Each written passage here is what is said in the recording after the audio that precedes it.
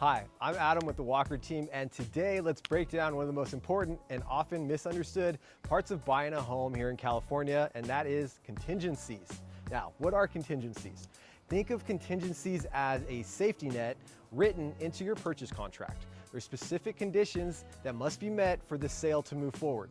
If these aren't met, you as the buyer can walk away from the deal, usually with your earnest money deposit safely returned. Now, there are three big contingencies. Let's focus on the three most common contingencies you'll see in California: loan contingency, appraisal contingency, and property contingency, sometimes referred to as inspection contingency. First up, loan contingency. This gives you time. The contract is 17 days by default to secure your mortgage.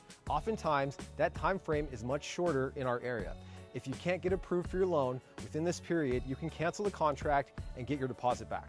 Once you remove this contingency, you're committed to buy, whether or not your financing comes through. Next up, appraisal contingency. Your lender will require an appraisal contingency to confirm the property's value matches the purchase price. If the appraisal comes in low, you have options. Negotiate a lower price with the seller, or you can pay the difference out of pocket and dispute the appraisal. You can also walk away from the deal if you have this contingency in place. Without this contingency, if the appraisal is low and you can't cover the gap, you risk losing your deposit. Last up of the three is the property or inspection contingency. Now, this allows you to hire a professional inspector to check the home's condition. If major issues are found and the seller won't address them, you can cancel the deal and keep your deposit. This is your chance to make sure you're not buying a money pit. Now, there's a common misunderstanding. Even amongst realtors, there's confusion about the as-is purchase contract as it relates to the property contingency. I have an entire video dedicated to that, so go check it out. What contingencies don't include? Contingencies don't cover cold feet or simply changing your mind. They're tied to specific contractually defined conditions, like not getting your loan, a low appraisal, or unsatisfactory inspection results. Once you remove your contingencies, in writing, your deposit is at risk if you back out for any reason.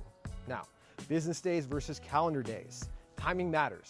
Most contracts in California use calendar days for contingency periods, but there are exceptions, like your initial deposit, which may use business days. Always check the contract language, especially if you're working in different counties or with different contract forms. In summary, contingencies protect you during the home buying process. The main ones again are loan, appraisal, and property inspection. They're strict in their timelines, usually 17 days, but this can be negotiated. Once you remove them in writing, your deposit is at risk if you back out for any reason. Always read the fine print on timelines. Calendar days and business days can make a difference. If you have any questions or want to make sure you're protected when buying a home here in California, reach out to me. I'm Adam with the Walker team, here to educate and navigate, not speculate and fabricate. See you on the next video.